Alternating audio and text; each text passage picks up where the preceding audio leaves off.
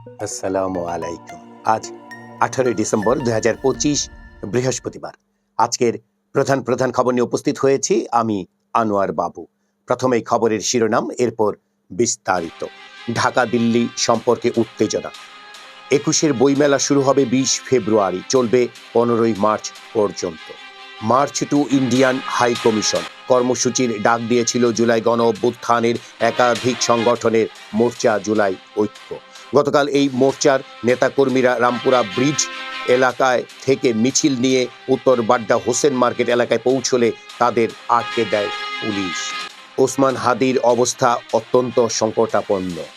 রাজধানীর পল্টন ও শাহজাহানপুর থানার পৃথক দুই মামলায় বিএনপির স্থায়ী কমিটির সদস্য মির্জা আব্বাস, গয়েশ্বর চন্দ্র রায় ও চেয়ারপারসনের উপদেষ্টা আমানুল্লাহ আমান, সৈয়দ মোয়াজ্জেম হোসেন আলাল সহ ৪৫ জনকে অব্যাহতির আদেশ দিয়েছেন আদালত। দুই মিত্র জোটের সঙ্গে বিএনপির বৈঠক। 25 ডিসেম্বর দেশে ফিরছি, সবার দোয়া চাই, বললেন তারেক রহমান।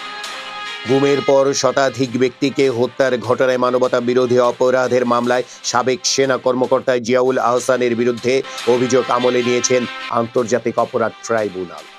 জুলাই যোদ্ধা শনাক্তে এবার গোয়েন্দা তদন্ত। অপারেশন ডেভিল হান্ট ফেজ 2 এর বিশেষ অভিযানে গতকাল বুধবার বিকেল পর্যন্ত 24 ঘন্টায় সারা দেশে আরও 1398 জনকে গ্রেপ্তার করেছে পুলিশ। নিরাপত্তা নিয়ে শঙ্কা, ইসিতে দুই সম্ভাব্য প্রার্থী।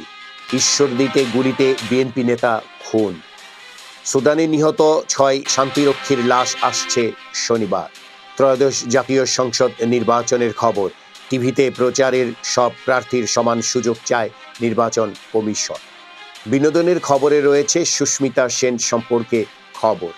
এই ছিল আজকের খবরের প্রধান প্রধান শিরোনাম, এবার বিস্তারিত। ঢাকা দিল্লি সম্পর্কে উত্তেজনা, ভারতীয় ভিসা কেন্দ্র আজ চালু থাকবে। এই খবরের ভেতরে দেখা যাচ্ছে বাংলাদেশ ভারত দ্বিপক্ষীয় সম্পর্কে যে টানাপোড়েন চলছে তা আবারও সামনে এলো। 2 দিনের ব্যবধানে দুই দেশের হাই কমিশনারকে তলব। নিরাপত্তা নিয়ে গভীর উদ্বেগ জানিয়ে বাংলাদেশের হাই কমিশনারকে তলব। দিল্লিতে তলবের আগে ঢাকায় ভিসা সেন্টারের কার্যক্রম বন্ধের ঘোষণা দেয় ভারত। ভারতীয় মিশন ও কূটনীতিকদের নিরাপত্তা নিশ্চিতে সচেষ্ট বাংলাদেশ। দুই মিত্র জোটের সঙ্গে বিএনপির বৈঠক।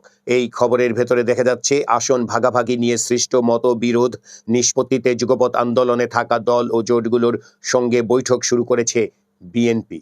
গতকাল বুধবার প্রথম দিনের বৈঠকে 12 দলীয় জোট ও জাতীয়তাবাদী সমমনা জোটকে একটি করে আসনে ছাড়ের ইঙ্গিত দিয়েছে দলটি। এছাড়া 12 দলীয় জোটকে আরেকটি আসন ছাড় দেওয়া নিয়েও আলোচনা আছে। এই দুই জোটের অন্য দলগুলোকে বিএনপির পক্ষ থেকে ভিন্নভাবে মূল্যায়নের আশ্বাস দেওয়া হয়েছে বলে জানা গেছে। নিরাপত্তা নিয়ে শঙ্কায়, ইসিতে দুই সম্ভাব্য প্রার্থী।